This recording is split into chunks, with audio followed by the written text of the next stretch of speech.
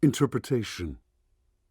King Louis XI would eventually become known as the Spider King, infamous for the elaborate webs he would weave to ensnare his opponents.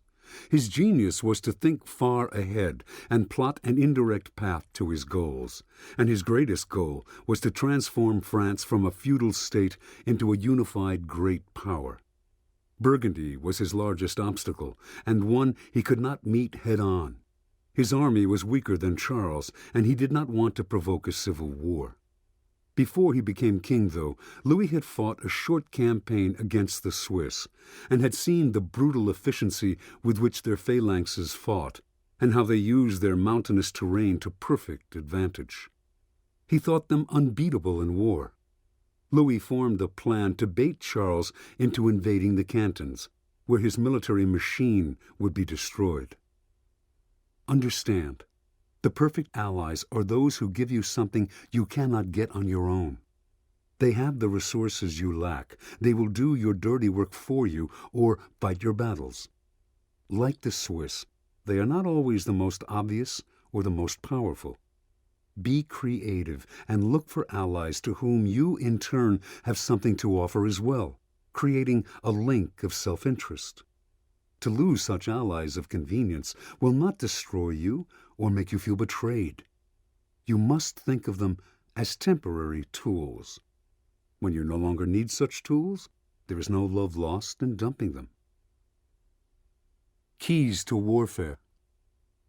To survive and advance at all in life, we find ourselves constantly having to use other people for some purpose, some need, to obtain resources we cannot get on our own, to give us protection of some sort, to compensate for a skill or talent we do not possess. As a description of human relationships, however, the word use has ugly connotations, and in any case, we always like to make our actions seem nobler than they are. We prefer to think of these interactions as relationships of assistance, partnering, friendship. This is not a matter of mere semantics. It is the source of a dangerous confusion that will harm you in the end. When you look for an ally, you have a need, an interest you want met. This is a practical, strategic matter upon which your success depends. If you allow emotions and appearances to infect the kinds of alliances you form, you are in danger. The art of forming alliances depends on your ability to separate friendship from need. Think of your alliances as stepping stones toward a goal. Over the course of your life, you will be constantly jumping from one stone to the next to suit your needs. When this particular river is crossed, you will leave them behind you. We will call this constant shifting yet advancing use of allies the alliance game. The key to playing the game is to recognize who can best advance your interests at that moment. This need not be the most obviously powerful person on the scene, the person who seems to be able to do most for you. Alliances that meet specific needs or answer particular deficiencies are often more useful. One of the best stratagems in the alliance game is to begin by seeming to help another person in some cause or fight only for the purpose of furthering your own interests in the end. It is easy to find such people. They have a glaring need, a temporary weakness that you can help them to overcome. Now you have put them under a subtle obligation to you, to use as you will, to dominate their affairs, to divert their energies in the direction you desire. The emotions you create with your offer of help will blind the other person to your ulterior purpose. The artist Salvatore Dali was particularly adept at this version of the game. If someone needed to raise money, say, Dali would come to the rescue, organizing a charity ball or other fundraising event. The person in need could hardly resist. Dali was friendly with royalty, Hollywood stars, socialites. Soon he would be ordering all kinds of elaborate props for the ball.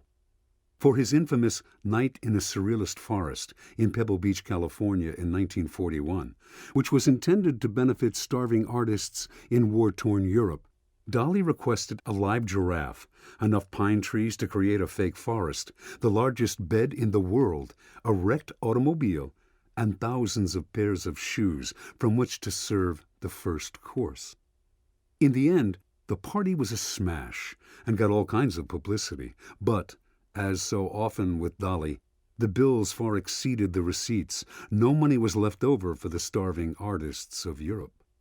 And strangely enough, all of the publicity was focused on Dolly, increasing his fame and winning him more powerful allies.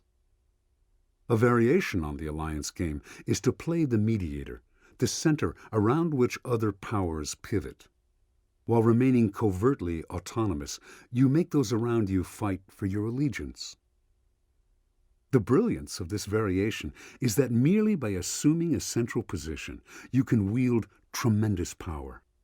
For instance, you place yourself at a critical point in the information chain, giving you access to and control over it. Or you produce something other people depend on, giving you incredible leverage. Or you play the mediator everyone needs to resolve a dispute. Whatever it is, you can maintain power in this central position only by keeping yourself unentangled and courted by all. The moment you enter into any kind of lasting alliance, your power is greatly reduced. A key component of the alliance game is the ability to manipulate other people's alliances and even destroy them, sowing dissension among your opponents so that they fight among themselves. Breaking your enemy's alliances is as good as making alliances yourself. Your focus here is on stirring up mistrust. Make one partner suspicious of the other, spread rumors, cast doubts on people's motives, be friendly to one ally to make the other jealous. Divide and conquer. In this way, you will create a tide of emotions, hitting first this side, then that, until the alliance totters. Now, former members of the alliance will feel vulnerable. Through manipulation or outright invitation, make them turn to you for protection. Finally, you will of course be attacked for playing the alliance game. People will accuse you of being feckless, amoral, treacherous. Remember, these charges are strategic themselves. They are part of a moral offensive. To advance their own interests, your accusers are trying to make you feel guilty or look bad. Do not let them get to you. The only real danger is that your reputation will eventually keep people from making alliances with you. But self-interest rules the world. If you are seen to have benefited others in the past and is capable of doing the same in the present, you will have suitors and playing partners. Besides, you are loyal and generous as long as there is mutual need. And when you show that you cannot be had by the false lure of permanent loyalty and friendship, you will actually find yourself treated with greater respect. Many will be drawn to your realistic and spirited way of playing the game. Reversal. There are some types with whom any kind of alliance will harm you. You can often recognize them by their overeagerness to pursue you. They will make the first move, trying to blind you with alluring offers and glittering promises. To protect yourself from being used in a negative way, always look at the tangible benefits you will gain from this alliance. If the benefits seem vague or hard to realize, think twice about joining forces. Be wary of people who speak well, have apparently charming personalities, and talk about friendship, loyalty, and selflessness. They are most often con artists, trying to prey on your emotions. Keep your eye on the interests involved on both sides, and never let yourself be distracted from them.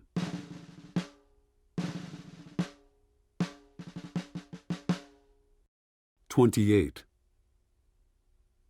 Give your rivals enough rope to hang themselves. The one-upmanship strategy. Life's greatest dangers often come not from external enemies, but from our supposed colleagues and friends, who pretend to work for the common cause while scheming to sabotage us and steal our ideas for their gain. Although in the court in which you serve, you must maintain the appearance of consideration and civility, you also must learn to defeat these people.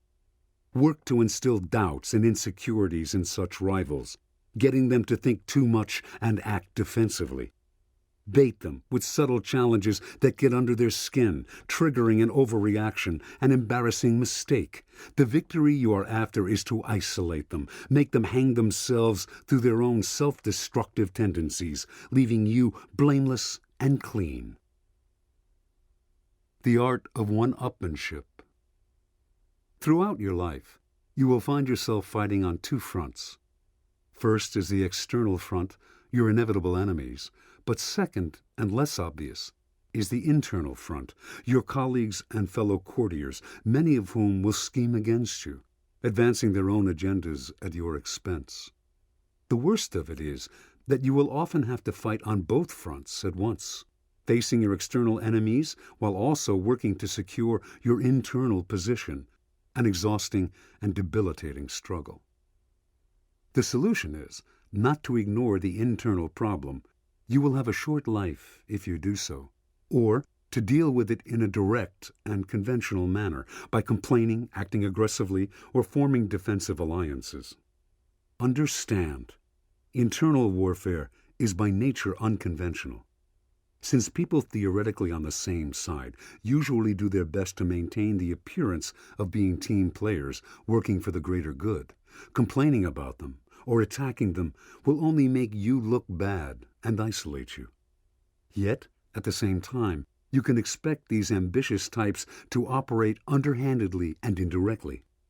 Outwardly charming and cooperative behind the scenes, they are manipulative and slippery. You need to adopt a form of warfare suited to these nebulous yet dangerous battles which go on every day. And the unconventional strategy that works best in this arena is the art of one-upmanship. Developed by history's savviest courtiers, it is based on two simple premises. First, your rivals harbor the seeds of their own self-destruction. And second, a rival who is made to feel defensive and inferior, however subtly, will tend to act defensive and inferior to his or her detriment. When you sense you have colleagues who may prove dangerous, or are actually already plotting something, you must try first to gather intelligence on them. Look at their everyday behavior, their past actions, their mistakes, for signs of their flaws. With this knowledge in hand, you are ready for the game of one-upmanship. Begin by doing something to prick the underlying wound, creating doubt, insecurity, and anxiety.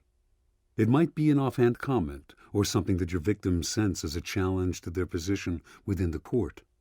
Your goal is not to challenge them blatantly, though, but to get under their skin. They feel attacked but are not sure why or how. The result is a vague, troubling sensation. A feeling of inferiority creeps in.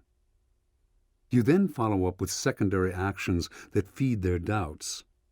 Here, it is often best to work covertly, getting other people, the media, or simple rumor to do the job for you. The end game is deceptively simple. Having piled up enough self-doubt to trigger a reaction, you stand back and let the target self-destruct. You must avoid the temptation to gloat or get in a last blow. At this point, in fact, it is best to act friendly, even offering dubious assistance and advice. Your target's reaction will be an overreaction. Either they will lash out, make an embarrassing mistake, or reveal themselves too much, or they will get overly defensive and try too hard to please others, working all too obviously to secure their position and validate their self-esteem. Defensive people unconsciously push people away. At this point, your opening action, especially if it is only subtly aggressive, will be forgotten. What will stand out will be your rival's overreaction and humiliation. Your hands are clean, your reputation unsullied. Their loss of position is your gain. You are one up and they are one down. If you had attacked them directly, your advantage would be temporary or non-existent. In fact, your political position would be precarious. Your pathetic, suffering rivals would win sympathy as your victims, and attention would focus on you as responsible for their undoing. Instead, they must fall on their swords. You may have given them a little help, but to whatever extent possible in their own eyes, and certainly in everyone else's, they must have only themselves to blame. That will make their defeat doubly galling and doubly effective. To win without your victims knowing how it happened or just what you have done is the height of unconventional warfare. Master the art, and not only will you find it easier to fight on two fronts at the same time, but your path to the highest ranks will be that much smoother. Historical example. John A. McClernand, 1812–1900, watched with envy as his friend and fellow lawyer Abraham Lincoln rose to the U.S. presidency. McClernand, a lawyer and congressman from Springfield, Illinois, had had this ambition himself. Shortly after the outbreak of the Civil War in 1861, he resigned his congressional seat to accept a commission as a brigadier general in the Union Army. He had no military experience, but the Union needed leadership of any kind it could get, and if he proved himself in battle, he could rise fast. He saw this Army position as his path to the presidency. McClernand's first post was at the head of a brigade in Missouri under the overall command of General Ulysses S. Grant. Within a year, he was promoted to Major General, still under Grant. But this was not good enough for McClernand, who needed a stage for his talents, a campaign to run and get credit for. Grant had talked to him of his plans for capturing the Confederate fort at Vicksburg on the Mississippi River. The fall of Vicksburg, according to Grant, could be the turning point in the war. McClernand decided to sell a march on Vicksburg as his own idea and use it as a springboard for his career. In September 1862, on leave in Washington, D.C., McClernand paid a visit to President Lincoln. He was tired of furnishing brains for Grant's army, he said. He had proved himself on the battlefield and was a better strategist than Grant, who was a little too fond of his whiskey. McClernand proposed to go back to Illinois, where he was well known and could recruit a large army. Then he would follow the Mississippi River south to Vicksburg and capture the fort. Vicksburg was technically in Grant's department, but Lincoln was not sure the general could lead the audacious attack necessary. He took McClernand to see Secretary of War Edwin Stanton, who commiserated with his two visitors on the difficulties of dealing with military brass. Stanton listened to and liked McClernand's plan. That October, the one-time congressman left Washington with confidential orders giving him approval for his march on Vicksburg. The orders were a little vague, and Grant was not informed of them, but McClernand would make the best of them. McClernand quickly recruited more soldiers than he had promised Lincoln he would. He sent his recruits to Memphis, Tennessee, where he would soon join them to march on Vicksburg. But when he arrived in Memphis in late December 1862, the thousands of men he had recruited were not there. A telegram from Grant, dated 10 days earlier and waiting for him in Memphis, informed him that the general was planning to attack Vicksburg. If McClernand arrived in time, he would lead the attack. If not, his men would be led by General William Tecumseh Sherman. McClernand was livid. The situation had clearly been orchestrated to make it impossible for him to arrive in time to lead his own recruits. Grant must have figured out his plan.